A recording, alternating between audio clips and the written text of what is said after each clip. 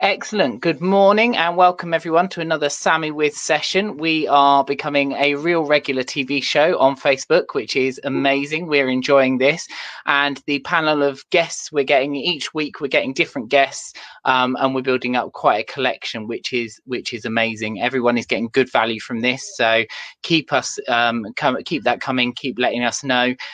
We've got Sarah, who I'm going to introduce in a moment. Just a couple of things to let you know about this week, because people are asking more about how do they support the charity, how do they help raise money, how do they give their time, things like that.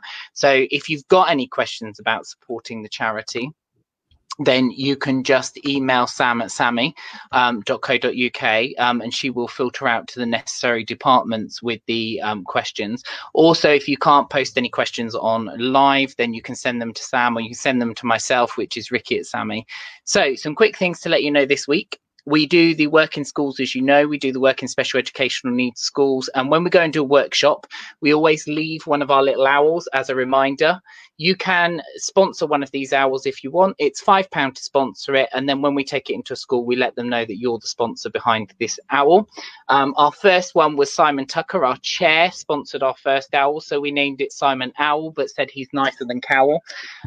We've got these coming up for winter. We've got some gloves that have been stuck in the office. They are brand new, but they've been stuck in the office. And if you want to get some gloves for a donation, probably about, let's say, £3, you can have a pair of gloves. And we've got these really cute bunny hats, which it does say they are 1 to 3 years, but as I've demonstrated before, they do fit on my head as well. So that is that over with. If you want to know any more about those, then please do contact Sam at Samee, and she'll let you know how you can get your hands on them. And now I would like to say, firstly, a big thank you for your time, Sarah, but I'd like to introduce Sarah from Octima. I'm really excited about this talk this week because Simon Tucker introduced us to this concept. So Sarah, over to you. Would you like to say hello and introduce yourself to the group? Yeah, thank you very much, Ricky, first of all, for having me, and thank you as well to Simon for putting us in touch. It's great to be here. Yeah, so I would love to talk to you all about marketing. I have been in marketing my whole career. First thing I did when I finished university. Funnily enough, didn't study marketing at university or business. I studied philosophy, and most people sort of think, oh, what's that got to do with business and marketing? But you'd be surprised actually how many people that I went to university with have now moved into marketing. And I think it's because a lot of the things that we study and the things that we talk about teach you to think and teach you to understand people and how they react to things and how they work through things in their mind. And a lot of marketing is quite similar. You have to understand people and how they work in order to provide messages that are going to appeal to them. So that's why I think there is a bit more congruence there than you might think. Excellent. And Octima, how long ago did you start it? And tell us a little bit about Octima. So I started the business about 2 years and 10 months ago, so 3 years in October. And that was really born from my frustration, I suppose, with some of the challenges that I faced in the working world. So as I said, I've always been in marketing roles and haven't worked in an agency before. I've always worked in-house. So I was sort of marketing assistant, marketing coordinator, marketing officer, marketing manager. And that's generally been in businesses of around 25 to 40 people. So the sort of role where I was responsible for every aspect of marketing. And don't get me wrong, I've worked with some fantastic businesses and I've learned a lot. But I came across two tools in my working life. One of them was the sphere of influence. So you may or may not have that sort of understanding the reach of your control as an individual or an employee. So you've got your sphere of control in the middle, and those are the things that you have complete control over. They're up to you. Then you've got your second circle, your sphere of influence, where you can have a bit of, sort of says it all, a bit of influence. And then beyond that, there's things that you just can't control. And it helped me to focus my mindset and understand where I could have the most control over myself and my career and where I was wasting energy trying to get other people to do things my way or to understand the way I thought things should be done. I think that was the big push for me in understanding what I wanted to do with my career and what led me to start up a business in the first place. So I'm incredibly purpose-driven. You know, I'm not. Money is kind of a side effect of working. I shouldn't say that too loud, or the clients might. But I don't work to earn money. I work because I want to provide benefit to the business community. And I didn't necessarily feel like I was able to do that in my career before now. And that sort of dictates as well the sort of businesses that I work with. It's about providing making a positive difference to other businesses and other people through what you do. And that doesn't necessarily have to mean vegan food or hemp clothing. You know, helping people is about solving problems, and that's what marketing does so brilliantly. Yeah. Brilliant. Thank you. We've got a few people that are saying good morning, so let's just say good morning to them. We've got Lorraine Stanley saying good morning all. Michael is saying hello, Sarah and Ricky. Mr. Tucker has joined us. He's saying good morning. Liz is saying good morning. We've got Sam and the team are all on as well. They're saying good morning. So at least you know we're definitely not on our own. We have got an audience, which is always good. I like it when they start saying hello. It shows that we're in. Now, what we're going to do during this conversation, I know we've got some slides, and obviously you're going to say to me when you want to bring those up and move those on. And I'll do all of that from this end. As I always say to people, we have got some questions we're going to start to ask. But if you've got any questions, add the questions in the comments today, and we can ask them as we go along. And also, you know, let us know as you're getting value from today. Now, just to pop contact details, which I'll also pop at the end so that you've got some of those. We've got Sarah's email address is sarah@octima.co.uk, and you've also got the website is www.octima.co.uk. I've also got Facebook and LinkedIn, which we'll share with you at the end as well. So we've got everyone in. Oh, we've got a couple of others as well. Ryan is saying good morning all, and we've also got Annie is saying good morning all. So good morning everyone, it's good to see everyone. So we're going to ask some questions. We want people to interact with us. Sarah is going to bring loads and loads of value. I'm really excited about this. I know we've already used some of the concepts that you're going to talk about with Lorraine, which Simon's helped us with, which instigated this. So it's very, very exciting. So I think shall we get going with this? I think the first thing I'd like to kind of understand is and like to share with our audience today is when you started your business, did you have any challenges or barriers with this or anything else, and how did you overcome these? Yeah, I think a lot of the expectation if you are in sales and marketing is that you can be quite polished and you know what you're talking about, and if you can market and sell other businesses, you can do the same with yourself. So I suppose I, like many other, especially young but at any age, suffered from imposter syndrome. I still do. It's taking that link between having that external validation when you have a manager who gives you feedback, and you have colleagues, and you have this sort of circle around you of people who know and understand what you do, and they can feed back to you all the time, and you've got this external reassurance that what you're doing is working. But when I started working for myself, you don't have that. That suddenly goes. Yeah. And a lot of people talk about the challenges being, you know, I had to learn how to organize my accounts, I had to learn how to do this and that. But for me, it was the sudden jump of being by myself, and accepting that, you know, there might not be anyone to bounce an idea off who's in my shoes and understands me and my business. But yeah, that was absolutely the biggest challenge, and I still face it today, and I still try and learn techniques for overcoming it, and I'm sure a lot of the people watching will know what I mean. It's really rough, I think all small business owners feel imposter syndrome at least one point or another in their business. Yeah, definitely.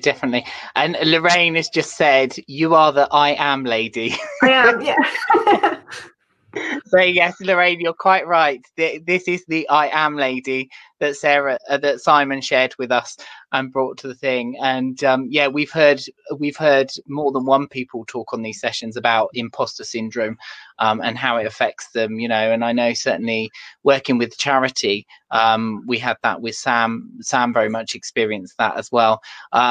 We also had a bit of imposter syndrome on the Isle of Wight because I was roped into dressing up in my onesie for the Isle of Wight session. So that was quite interesting, the superhero. But no, I know, working self-employed and I work self-employed myself, you do kind of get that, don't you? Where all of a sudden you're on your own and the only person that's the boss is looking at you in the mirror and they're telling you it's a nice day out there, go and have a day off, enjoy the sunshine and the weather.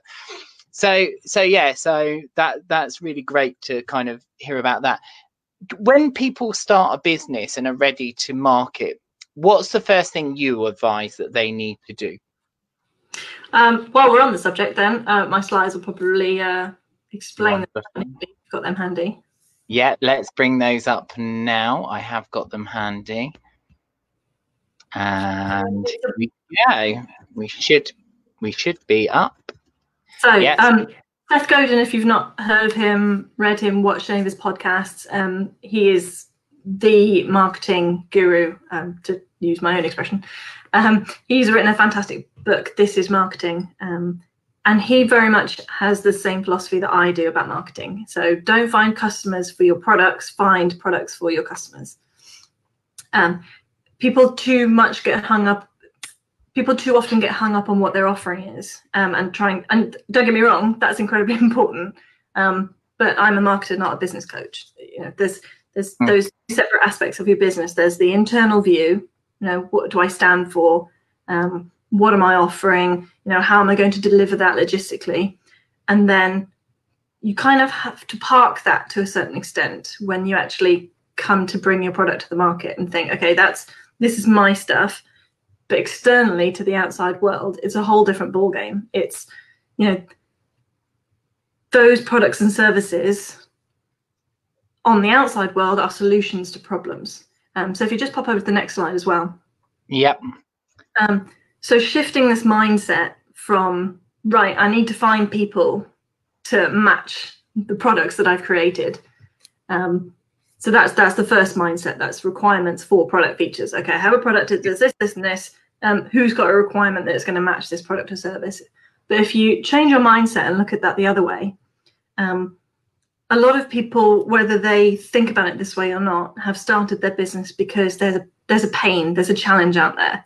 There's something that is hindering someone in their professional or their private life, and that's their problem, their customer problem. So your product or service is a solution for that problem. So you can sort of see the journeys going the other way. You're driven by their needs rather than them being driven to choose your products and solutions. So I think when you start off at the very beginning, rather than jumping out there and telling people about you and yourself, the next slide is a really useful tool. And she's absolutely right. I am the I am lady, because here it comes. Yeah, Lorraine will definitely be looking forward to this one.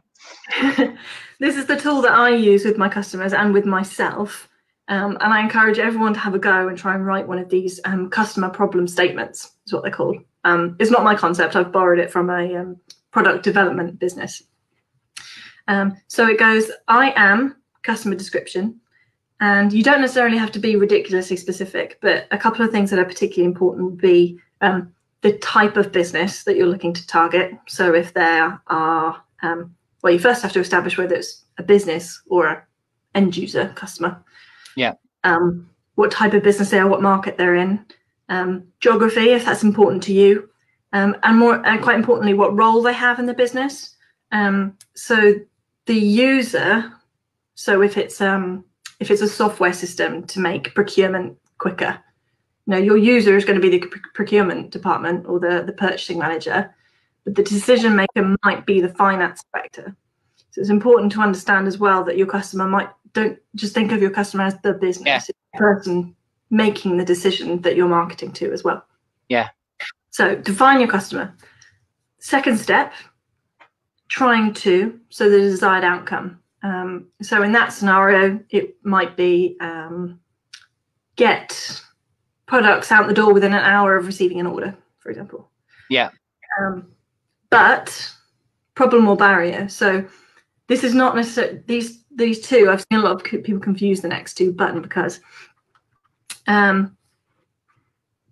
So the problem or barrier might well be it's taking me too long. It's the actual practical thing that is happening, the consequence of whatever the current environment is that is causing that problem. And then because is the root cause. So this is where it's easier to match up your products and service. So the root cause being, I don't have a system that now allows me to do that, or because the current mechanism takes too long. This is the actual specific problem that you are addressing. And then which makes me feel. So I think emotion is hugely important when you're developing your marketing messages, and how people feel about how they're engaging with it. So I am a customer trying to do something, but this keeps happening because I've got this main problem, which makes me feel frustrated, angry, lonely. Yes, we're generally looking at negative emotions here, but at the end of the day, that's the driver for them to search for a product or service. There's probably two ways of looking at motivation. It's either a negative driver, so something is missing, or there's a pain, there's something negative that they're trying to resolve, or it's aspirational. So this is often the case, and probably quite relevant for you actually, as Samee. Their current circumstance is probably fine, but they aspire to more. They want to achieve more. Education is a typical example of where this works.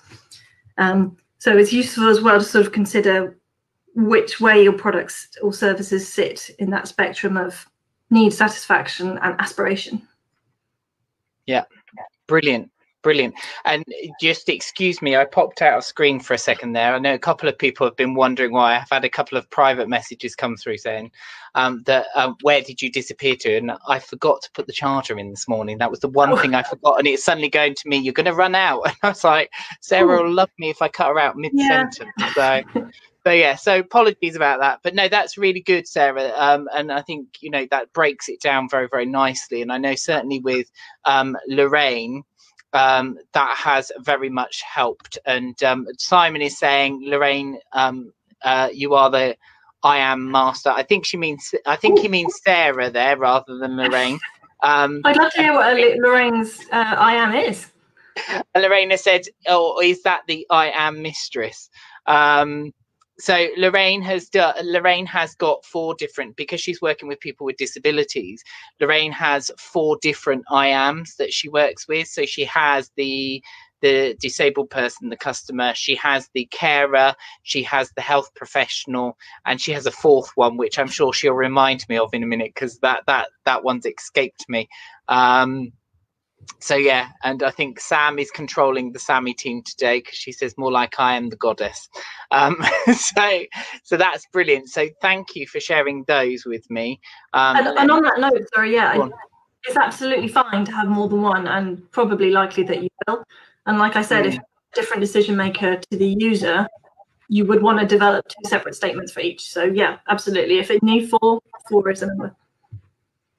Yeah, and I think it was quite interesting to hear you talking about the customer and the end user there, because that's something we always talk about. And to give you one of the examples, we get some people that come in that want to start their own dog walking business, and we talk to them about, okay, so your customer, is that the dog or is that the owner? And it really gets them thinking. You go, well, actually, your customer technically is going to be the dog. That's the one you're providing the service for, but the end user it is going to be the owner, and it can be vice versa as well. You know, it could switch around the other way. So yeah, so it was good to hear you talking about that, kind of thinking about actually all the people involved.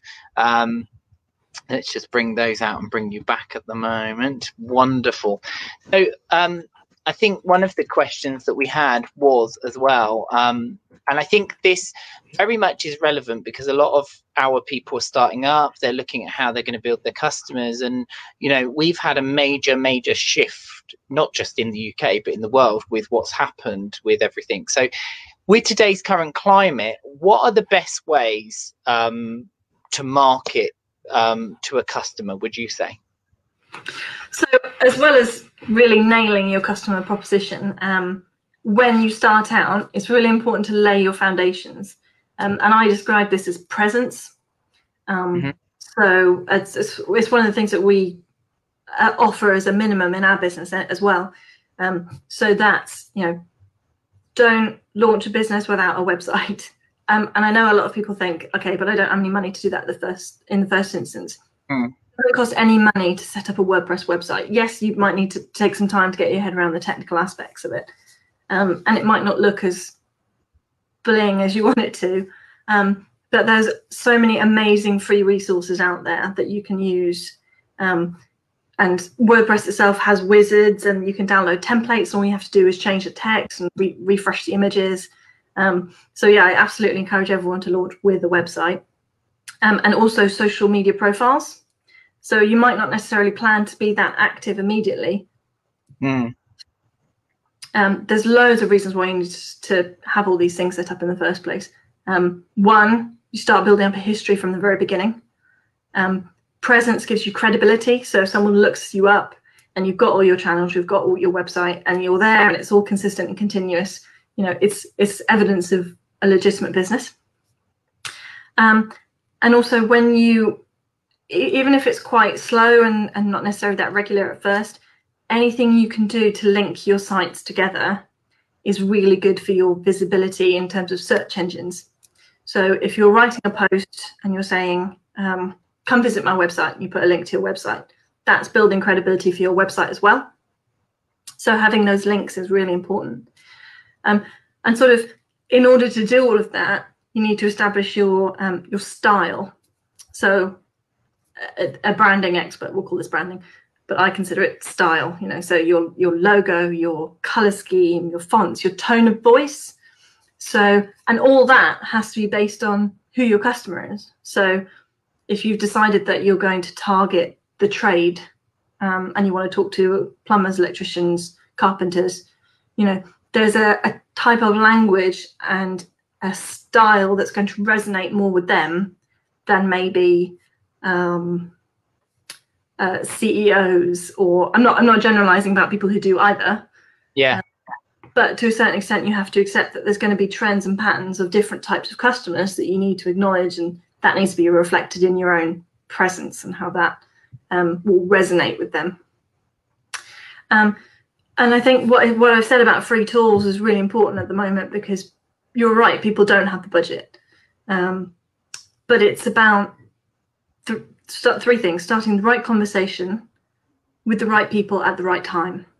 And there's so much you can do with social media at the moment, and people, a lot of businesses are going a bit overboard, I think, and sort of, you know, oh, this is the free channel, I'm going to bombard it with as much information as I can. Yeah. I'm going to use TikTok, I'm going to use everything. But again, it's about coming back to your customer, what they care about, where they're having these conversations, and where they're going to be most receptive. So a lot of your customers might be using Instagram, for example, but they might not be in the headspace to look for your products and services when they're there. Yeah. They might be browsing in the evening on their Instagram, but in the day, they're on LinkedIn. So you might choose to focus your marketing on LinkedIn and make sure you're catching them at the right time. Yeah. So it's not just about jumping on every free channel you can. It's about being smart with how you're using your time, and where you're having those conversations. Yeah, and I think it's I think it's a great point. You know, I think sometimes we can try and be almost like a jack of all trades, whereas actually it's better to become a master of one, maybe get to understand that with social media. And I think, again, you know, I mean, I don't know what you say, but I always say to people when they're first starting out, you know, social media is great if you use it in the right way, because actually it is a free tool that you can start to get out there and talk to people, and you can build organically. You don't need to start spending on ads and things like that, because actually if you can build your audience organically, that shows the engagement side of things. So yeah, definitely. Yeah, it's like Simon says, sales is just a conversation. And as him and I often say, sales and marketing is one and the same process. They sort of blend together. So marketing, if you like, is just the start of that conversation. And social media has to be that kind of tool. You know, it's about reciprocal conversation, about asking questions and building trust and offering advice and saying, you know, here's something I've learnt. I think you might find this relevant to you. You know, without always having an agenda of click this link, send me an inquiry. You know, it's about having conversations, building trust, learning from people. Especially when you're starting out, you don't know everything about your clients and what they want. They're there able to have that conversation with you. So, you know, if you're talking, you're not listening. If you're putting it out there and you're not commenting and interacting, you're not listening, and you can't learn. Yeah, and I think it's always when you see that those posts where they're always like, you know, click this link. It almost reminds me of those people that walk with the billboards that say, you know, the end is nigh, but meanwhile go and shop at so and so for this. Lorraine has said, great point, recreating profiles on various strands of media. Note to self, review what we currently have. Thank you. So, you know, that's good to see that, you know, we're getting some value from this today, definitely. So, you know, if people are getting value, let us know, comment and let us know what value you're getting. And again, feel free to ask any questions that you've got, add some questions in as well. You know, we always try and put some questions together that we think that people are going to want to know. But when people start to ask some questions as well, sometimes we miss things. So it's good to hear what other people want to know. I think that kind of brings us on to, and we've talked about it a little bit already, and you talked about the I ams, and one of my questions was, how do you identify your ideal customer? And we've kind of covered that in the in the talk about the I ams, but I think it'd be nice to just touch on that a little bit more, especially the first part. You know, how do you identify who this ideal customer is, who the person is that you're targeting? Yeah, that's a funny one, because if you kind of prescribe to everything else I've said, you've designed your products and services with a customer in mind already. Yeah. But having taken that with a pinch of salt, yeah, certainly build on what you know. If your product or service, if your business that you started is aligned with your background. So, for example, if you used to work for a law firm and now you've gone independent or something like that, you already have an understanding of that audience and what they want and where they come from. So it's quite easy to sort of think, right, I'm doing something new. Everything is new. But the problems are the same. The things that you're trying to address in your current business already exist. So don't throw out everything that you've already learned. And if you have those connections and they're open-minded, you know, have interviews and get an understanding of how you can support them further with whatever you're doing now. Like I've already said, who's interacting with your social media? So if you're putting up comments and blogs, you know, who's reading them, who's commenting on them? You don't necessarily have to have LinkedIn Navigator, for example, to see who is interacting with your content. So if someone that I'm not connected to likes or comments on something, I'll reach out to them with a personal message saying, thanks for liking this. What did you find interesting about it? And they've made that first step in engaging with you. I'm really sorry if you can hear my dogs, by the way. Right, we just we were talking about it on the before we came on, weren't we? Yeah. Just as we were talking, they started to get involved. So I think they just want to be part of it and share their own thing. Sorry, Always. just carry on, Sarah. Yeah. So take advantage of the people who are already reaching out to you. So that's number 2. And then the third one, if you have a website, and even if you don't, if you're just using social media channels, there's so much information available in your analytics. So Facebook, for example, actually they all do, and they tell you the age of people who follow you and like your and they're engaging with you. You can find out where they are. Some of the platforms as well, Instagram, for example, tells you what time of day they're interacting with you. So you don't necessarily have to look that far to find this information. And like I said, if you've just started out and you've got 3 or 4 customers, have a conversation with them. Why did they choose you? Because there's a wealth of knowledge and resource right there. You must have done something right in the first place to build your first few customers.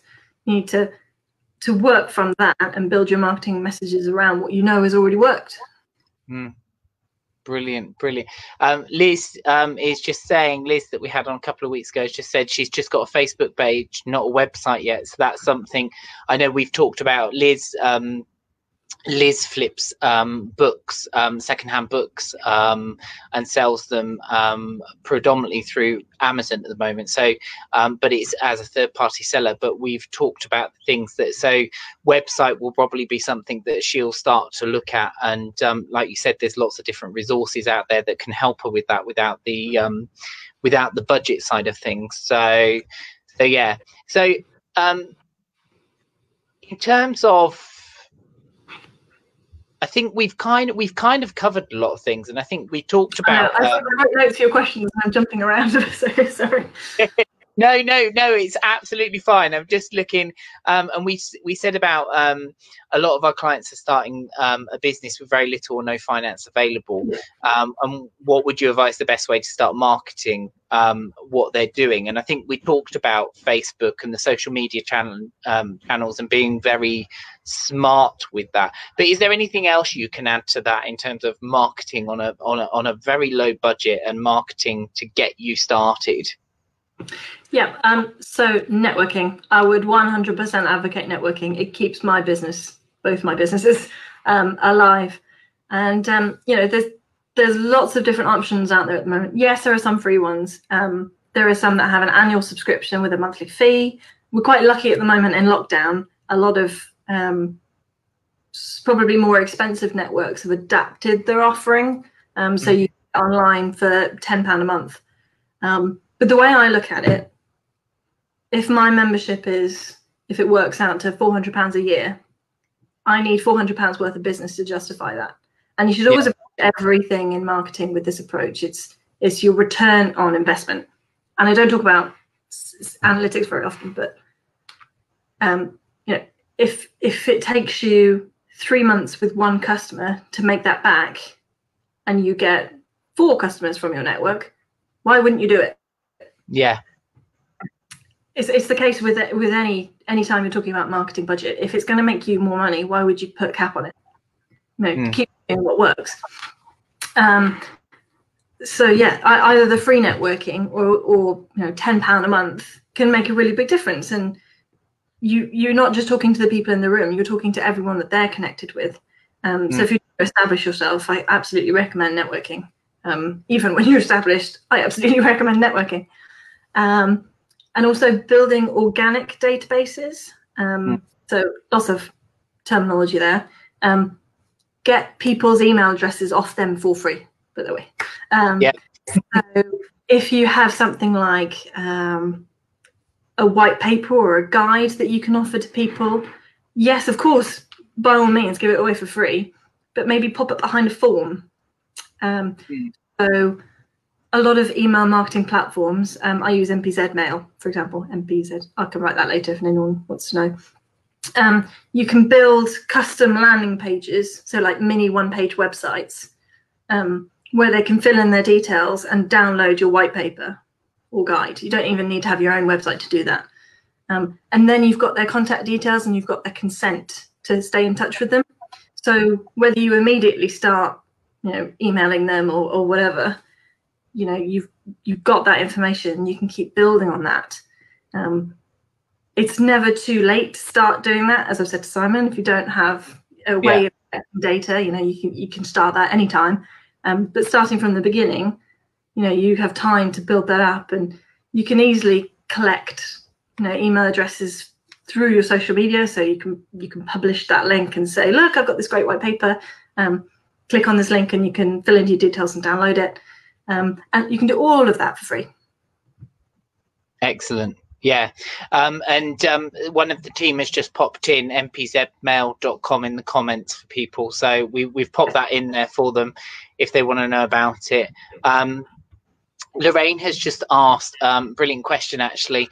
With networking, it can be daunting to approach someone cold, which we all know. We've all experienced that. Any tips that you would like to share with people, you know, when you're approaching people networking? Yeah, so most people probably won't believe it, and most people already know me. I'm an introvert. I'm incredibly introverted. Even now I go to networking and I have to get my face on when I go. I have to get my fake face on, and it is exhausting, and I completely acknowledge that. But the way I think about it, and the way I find works particularly well with introverts, is you're not there to sell something to them. You're there to help them to achieve their goal. You know, and if you're an altruistic person in any way, that's something that you'll feel passionate about and you'll want to do.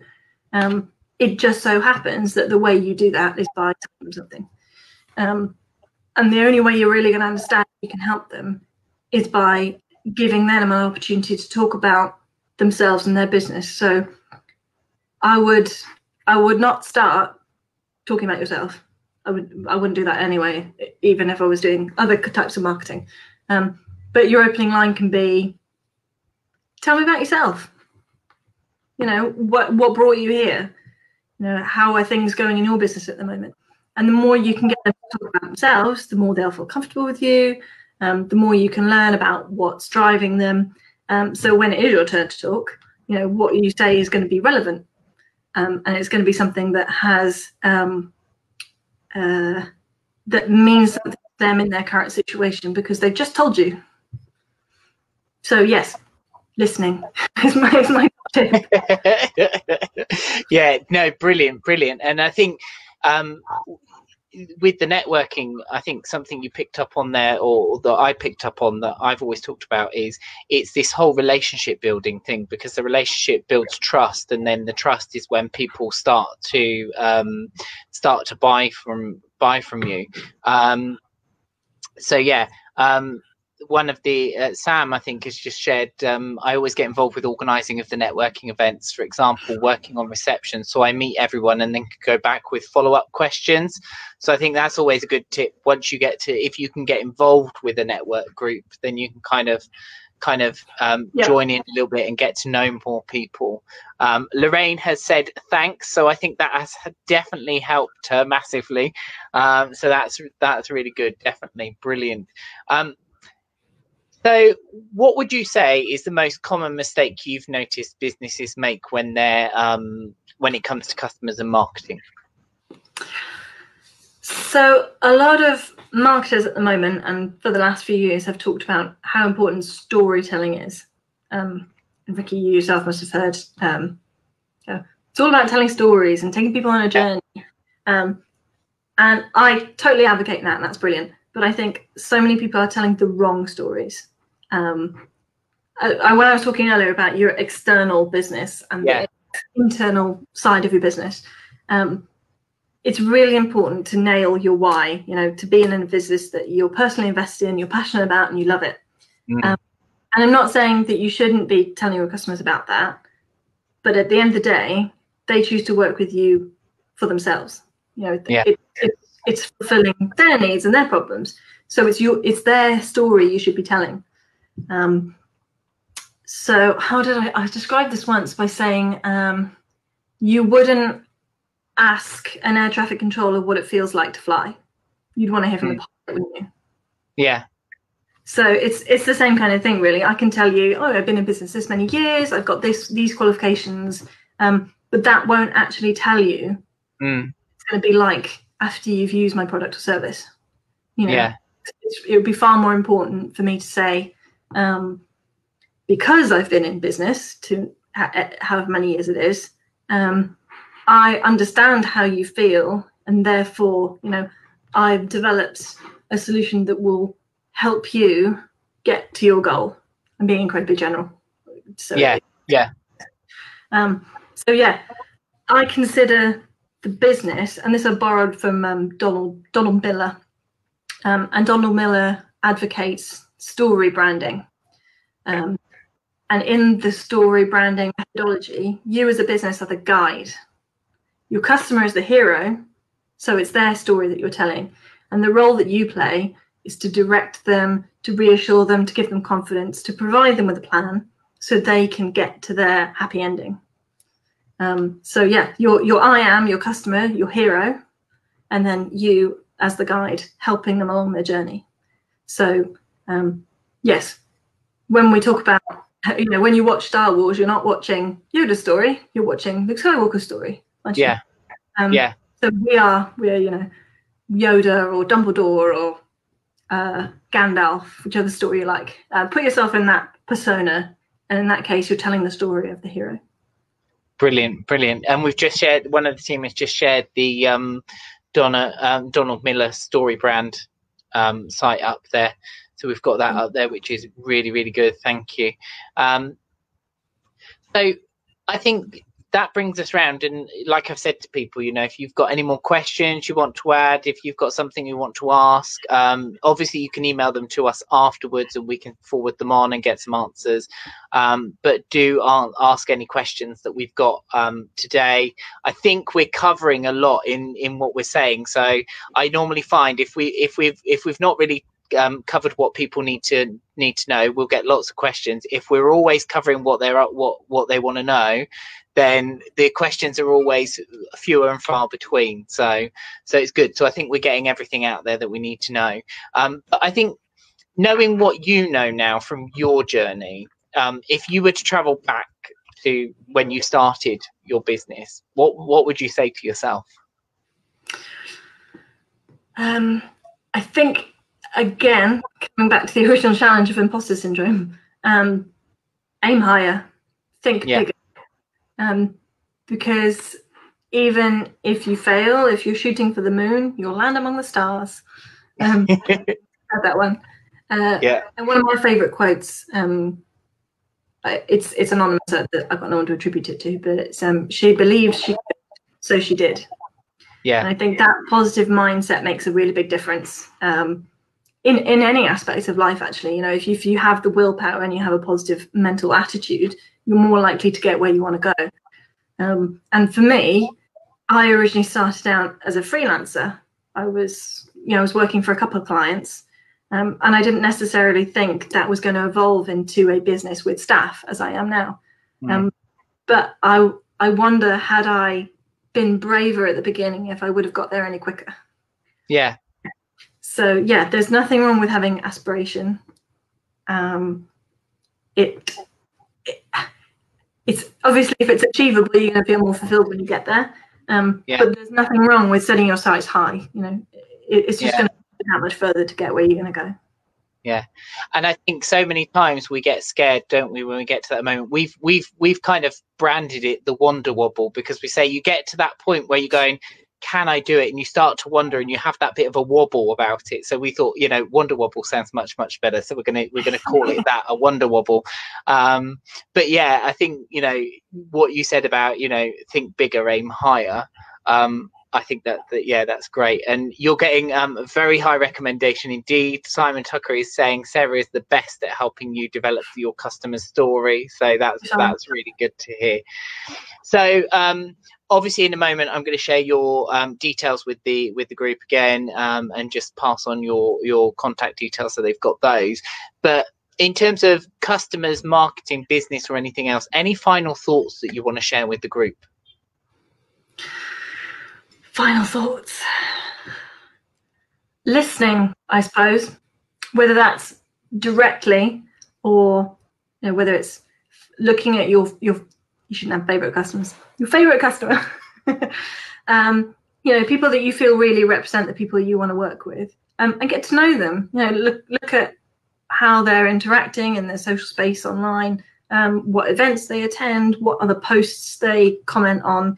The more interest you can show in the things that matter in your customers' lives, the more you can build that relationship. And a lot of people advise this from a sales perspective. Marketing is just a wider part of the same funnel. We've got all the marketing up here, and it gets more into the sales conversation. But it doesn't mean the top of the funnel has to be impersonal. You can still have those important conversations and appeal to people on a personal level and an emotional level. Wonderful. Brilliant. Okay, so I think let's just wrap everything up. I'm going to share your details in a moment, and thank you ever so much. This has been brilliant, Sarah. It's been a really, really good. It's been great to interview you, and I know that people have been getting some great value from it. So we'll share some details for you in a moment. Just want to remind people quickly, obviously, you've got the hours that you can donate, you can sponsor. You've got gloves for winter that we've had that we know we're not doing anything with, so you buy it. They are brand new, and we've got the very cute bunny hats which do fit adult size heads as well. Email Sam at Samee if you want to know a bit more about those. You can find out about those, or you can email Ricky at Samee. Now, Sarah's details, so let's just pop those up. So your website is www.octima.co.uk. What sort of things will they find when they go to your website?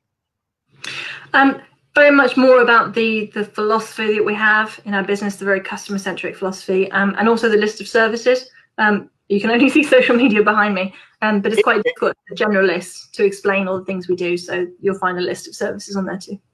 Wonderful. And we've got also email address sarah@octima.co.uk.